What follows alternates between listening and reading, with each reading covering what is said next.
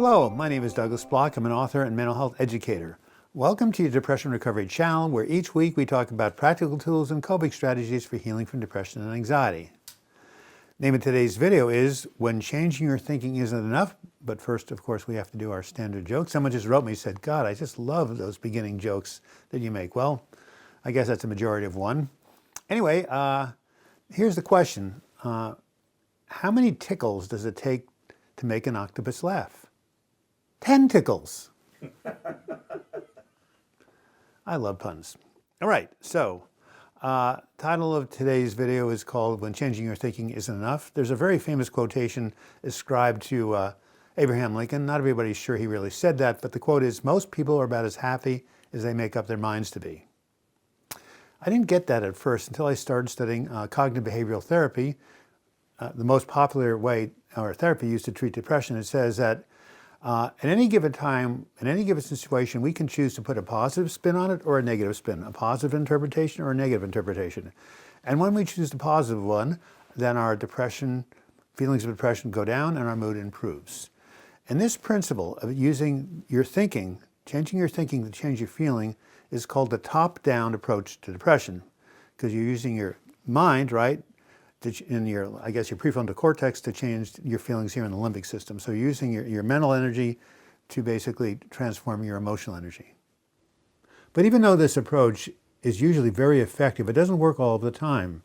Because when you're severely distressed, the stress chemicals such as cortisol, adrenaline, norepinephrine are coursing through your body, and they prevent you from holding a positive thought for any given point of time or given length of time. I remember an example of this is I was admitted so many years ago, I don't know, I don't even want to think about it, to St. Vincent's Hospital here in Portland. I was having an agitated depression.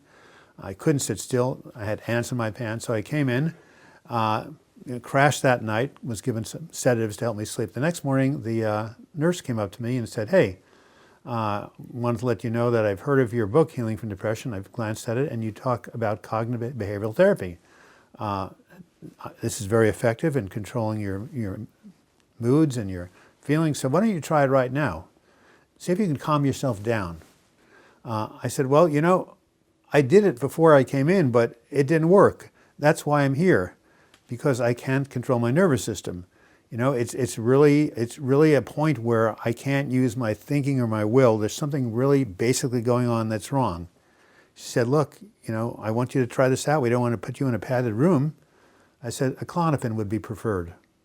What the nurse didn't understand is that this anxiety was not caused by my so-called stinking thinking.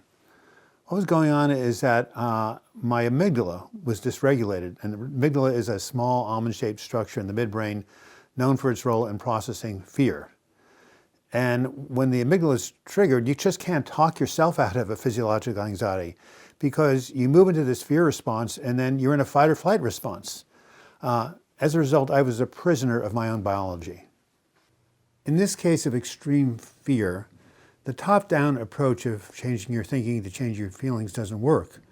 What is needed instead is what I call a bottom-up process, where you change your biology to change your thinking and feelings.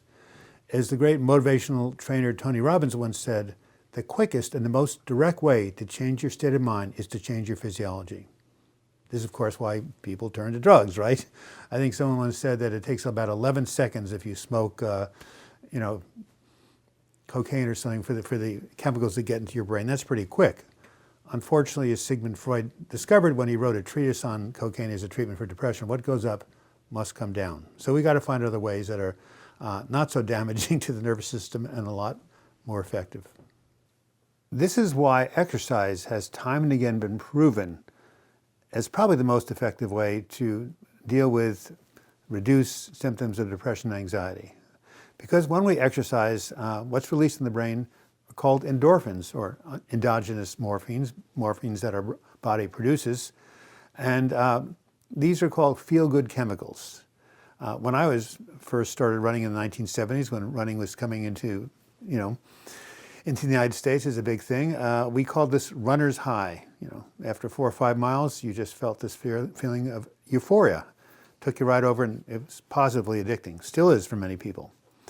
Anyway, using this principle, I had a good friend years ago who was severely suicidal, so much so that he was actually committed to the state mental hospital, but they let him go out in passes every now and then. So I came in and said, Stephen, I know you're a cyclist like myself. Let's try an experiment. I'm going to race you up to the top of Rocky Butte, a place I've mentioned many times in these videos. So up we went. He's 20 years younger than I was, so he gave me a run for my money and actually slightly beat me at the top.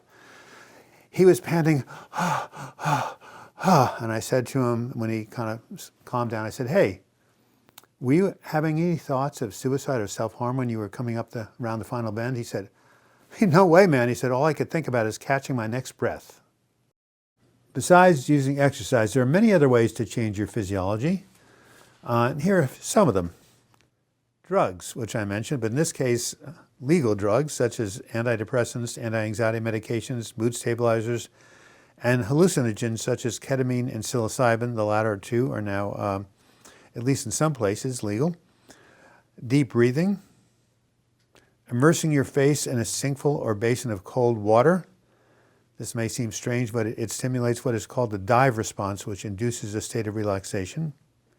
Taking a warm bath, a warm shower, sitting in a hot tub, or soaking in hot springs if you're fortunate enough to have one within driving distance, and directly stimulating the brain by using electrical current, which occurs when you use TMS or ECT. TMS stands for transcranial magnetic stimulation, ECT for electroconvulsive therapy. So if you find yourself in a state of extreme anxiety or depression, don't let anybody tell you that all you have to do is try a little harder or just think more positive. Once you employ some of these physiological interventions I'm talking about, then in a more calm state, you'll be able to use positive thinking to change your mood and feelings. This is why in managing the symptoms of depression and anxiety, I always tell people to use a holistic approach that involves body, mind, and spirit. This has been Douglas Bloch. Thank you for watching this video. I hope you got something out of it. If you have, please give it a like. That's what draws people to these videos. Or you can write your comments in the comments section or email me, douglasbloch@gmail.com.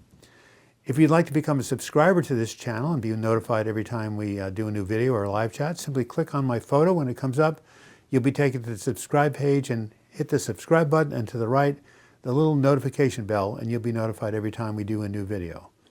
And if you'd like to become a sustaining member of this channel, I have a crowdfunding page using a platform called Patreon. Click on the Patreon link or the image, and you'll be taken to that page, and you can help us out for as little as $2 a month. And until we meet again, I wish you the best in your mental health recovery. Thank you so much for watching.